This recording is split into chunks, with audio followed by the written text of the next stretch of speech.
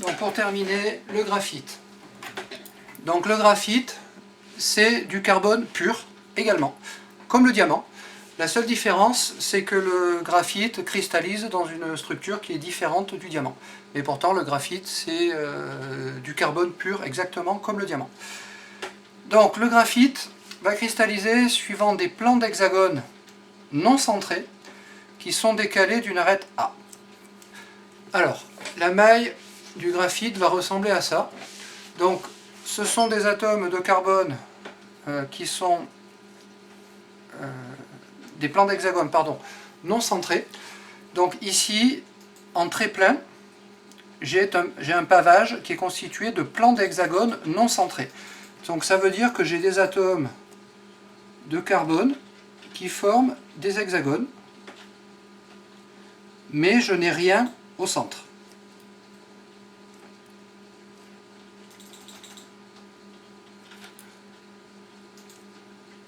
Donc tous les atomes qui sont là sont dans un plan que je peux appeler par exemple le plan A.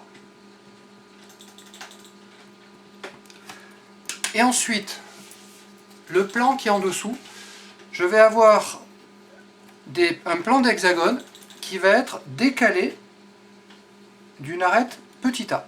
Ce que j'appelle petit a, en fait, c'est une arête qui est ici. Donc par exemple, ça peut être le vecteur petit a que je note ici.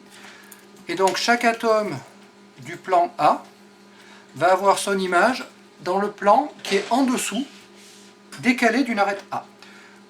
Et l'arête A, elle est là.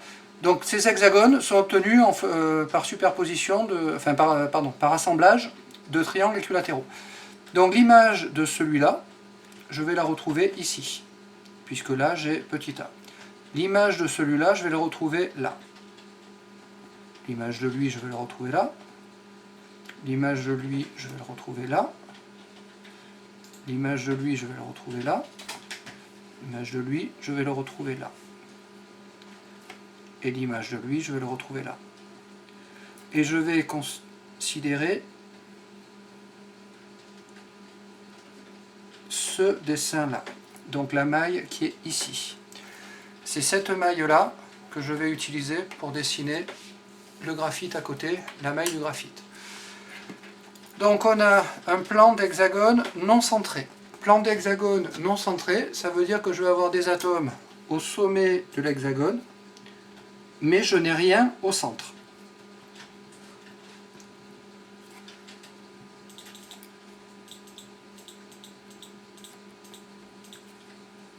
Là et là. Ça, ce sont les atomes plan A. Et ensuite, maintenant, je vais dessiner les atomes en noir. Les atomes en noir, ce sont des atomes qui se trouvent sur un plan intermédiaire, à mi-distance, entre les deux. Donc je vais appeler petit a la longueur du paramètre de l'hexagone ici, petit c ici. Et donc, en noir, je m'aperçois que j'ai un atome ici au centre. Donc c'est celui qui va être là. Et ensuite, j'ai des atomes noirs sur les arêtes, mais une arête sur deux. Ce qui va faire que je vais avoir un atome ici, un atome ici, et un atome ici. Ce dessin-là, c'est le paramètre de... Pardon, c'est la maille du graphite. Donc ça, c'est la maille de graphite dessinée dans l'espace. Alors, vu d'ici, on ne voit pas grand-chose. Par contre, si on fait tourner, on va repérer les hexagones dont on a parlé. Et si on fait tourner encore un peu plus, on va voir qu'on a quelque chose qui est comme ça, avec des plans d'hexagones, ici en haut, en bas et là. Si on cherche à aligner exactement les atomes du plan qui est tout en haut avec les atomes du plan qui est tout en bas, on va obtenir ceci. Et donc, on va avoir ici une maille du graphite. Donc cette maille du graphite, on va la représenter à part. Donc elle est là. Donc cette maille du graphite, j'ai mon hexagone qui est en haut et en bas. Et ensuite à mi-hauteur, j'ai un atome qui se trouve au centre de l'hexagone par projection, plus des atomes qui se trouvent au milieu des arêtes. Alors ça se trouve au milieu d'une arête sur deux, qui est ici. Alors attention, l'énorme subtilité du graphite, c'est que dans le graphite, les plans qui sont ici, au milieu et en bas, ce sont des plans qui ne se touchent pas. La longueur ici, petit c, est une longueur qui est bien plus grande que le rapport 1,63A qu'on a vu dans l'hexagonal compact. Ici, le petit c vaut à peu près 3 ou 4 fois, entre 3 et 4 fois la longueur petit a. Ça veut dire que la conséquence, les plans ne se touchent pas. Si les plans ne se touchent pas, ça veut dire que si vous appliquez une contrainte sur le graphite, en fonction de l'axe suivant lequel vous allez forcer, soit vous allez comprimer le graphite, donc ça c'est une possibilité, mais en réalité ce qui va se passer, c'est que les plans vont glisser les uns sur les autres. C'est exactement ce qui se passe quand vous écrivez avec un crayon. Quand vous écrivez avec un crayon, vous laissez sur votre feuille une trace de graphite qui correspond justement au graphite qui s'est décroché de la mine simplement par frottement, parce que vous avez exercé une contrainte qui était suffisante pour décrocher les atomes du graphite. Et donc le graphite, c'est un matériau qui est très friable et qui a la capacité voilà, donc de perdre de la matière facilement. Dans l'industrie, on va l'utiliser bien sûr, par exemple pour des crayons à papier, mais on va l'utiliser également comme lubrifiant dans certains types de moteurs, puisque c'est un matériau qui a la capacité d'être un lubrifiant, même à l'état solide.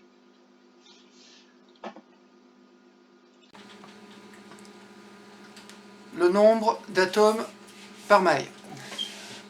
Donc pour le nombre d'atomes par maille, je vais déjà avoir 12 atomes qui sont en haut et en bas, qui sont au sommet de l'hexagone. Ces 12 atomes sont partagés entre 6 mailles. On peut le voir ici, cet atome-là est partagé entre la maille qu'on a dessinée là, la maille qui est à côté, et la maille qui est légèrement au-dessus. Plus les mailles qui sont au-dessus ou en dessous, ça dépend sur quel plan on est. Donc chaque atome qui se trouve au sommet de l'hexagone est partagé entre 6 mailles. Ensuite, j'ai celui qui est au milieu, qui appartient en entier à la maille. Et ensuite, j'ai les 3 qui sont au milieu des arêtes, qui vont être partagés entre 3 mailles différentes, donc ils vont compter pour un tiers.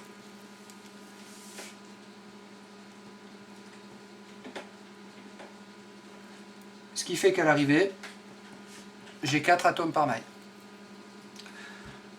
Ensuite, la coordinance, c'est le nombre le plus proche au voisin pour un atome donné.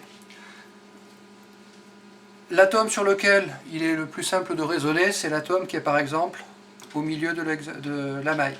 Si on raisonne sur cet atome-là, les plus proches au voisin qu'il a, c'est celui-là, celui-là et celui-là. Les autres atomes sont plus loin, et donc ils ne font pas partie des plus proches au voisin. Si vous vous rappelez le schéma dont on a parlé, on a des plans qui sont indépendants et qui vont pouvoir glisser les uns sur les autres, ce qui fait qu'il n'y a pas de liaison chimique entre les plans, et donc c'est pour ça que le graphite est extrêmement friable. Donc les plans ne se touchent pas. Et donc la coordinance, ça va être 3, puisque chaque atome donné va avoir 3 plus proches voisins. La compacité, alors on pourrait la calculer puisqu'on connaît la valeur du paramètre petit a et du paramètre petit c, donc on peut la calculer. Si vous faites le calcul, vous allez trouver une compacité de 17%. Donc c'est quelque chose qui est très peu dense, puisqu'il y a énormément de vie. Et donc les plans vont pouvoir glisser les uns sur les autres. Donc le graphite, c'est un matériau qui est très friable. Ensuite, il existe donc des cristaux moléculaires. Donc des cristaux moléculaires, ce sont des cristaux qui sont constitués de molécules, tout simplement. Et donc, par exemple, la glace, avec H2O solide, le diode, le CO2. Chaque molécule conserve son individualité. Et ensuite, il existe donc des liaisons covalentes à l'intérieur des molécules et des liaisons de Van der Waals sous hydrogène entre les différentes molécules. Donc il y a différents types de liaisons à l'intérieur du cristal. Si on chauffe, les liaisons qu'on va casser en premier, ce sont les liaisons les plus fragiles, donc Van der Waals sous hydrogène, et c'est la cassure de ces liaisons qui va permettre un changement d'état. Et donc les énergies faibles de 10 à 30 kJ se cassent avant les liaisons covalentes, et donc on observera un changement d'état.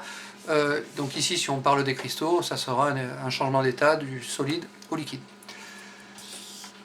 Et ensuite, pour terminer, la validité des modèles. Donc le cristal parfait est un modèle sur lequel on raisonne pour pouvoir faire des prévisions ou des calculs, mais ça reste un modèle. Le cristal réel va présenter des défauts par rapport à l'ordre, principalement. Et donc le nombre de défauts va augmenter avec la température. Si on travaille à température très très basse, on aura un cristal qui sera assez proche du cristal parfait, avec des propriétés qui seront cohérentes avec ce qu'on attend. Si on augmente la température, on va augmenter le nombre de défauts. Et donc les défauts peuvent être repérés expérimentalement. Donc par exemple, on peut avoir une diminution locale de la masse volumique. Donc l'explication de cette diminution locale de la masse volumique dans le cristal, ça peut être des lacunes, c'est-à-dire des endroits où on attend un atome et en réalité il n'y a rien. Donc ça veut dire qu'il y a un trou dans le cristal à un endroit où on attendrait un atome. La conséquence, c'est que localement, il y a une petite diminution de la masse volumique. Ensuite, on peut observer une diminution locale de petit a, donc le paramètre de Maille. Ça correspondrait à un tassement local de la structure. Ensuite, on peut avoir des observations au microscope électronique qui montrent des entités manquantes ou supplémentaires. Donc il peut y avoir des lacunes, mais il peut y avoir également des ajouts d'atomes, principalement sous la forme d'impuretés. Ensuite, il peut y avoir des facilités de déformation qui montrent l'existence de plans particuliers. Ça, c'est vrai pour le graphite, où on a vu que, comme on a des plans qui sont superposés les uns sur les autres sans être empilés, on a une déformation facile du cristal du graphite, par exemple. Et ensuite, on peut observer la non-stoichiométrie d'un cristal. Par exemple, le cristal FeO. Donc le cristal FeO est censé être constitué d'ions Fe2+, et d'ions O2-. Donc O2-, c'est parce que l'oxygène a 6 électrons de valence, et donc il cherche à atteindre la structure du gaz noble avec 2 électrons de plus, donc il fabrique un ion O2-. Et le cristal et le fer peut former l'ion Fe2+. Ça, c'est un cristal parfait. En réalité, quand on observe le cristal FeO, on s'aperçoit que sa vraie formule est de la forme Fe093O. Ça veut dire qu'on n'a pas exactement le même nombre de fer que le nombre d'oxygène. Donc il manque des atomes de fer à l'intérieur du cristal. S'il manque des atomes de fer, on pourrait dire, comme on a des ions Fe2+, et des ions O2- qui s'assemblent ensemble, s'il manque des ions Fe2+, parce qu'on n'en a que 0,93, on devrait avoir un excès de charge. Et donc pas la même charge plus que charge négative, donc le cristal serait chargé. C'est vrai.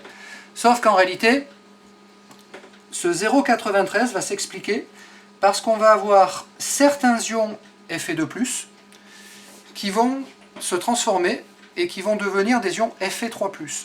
Donc dans notre cristal, on a des ions Fe2+, et des ions Fe3+, ce qui fait qu'à l'arrivée, on a 0,93 fer, qui sont répartis soit Fe2+, soit Fe3+, mais qu'à l'arrivée, on a exactement la même charge que le nombre d'oxygène, qui chacun, eux, ont une charge O2-.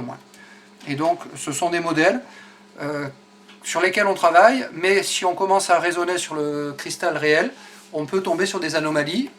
Toute la difficulté reste ensuite à interpréter et à expliquer toutes ces anomalies. Fin du chapitre sur la cristallo.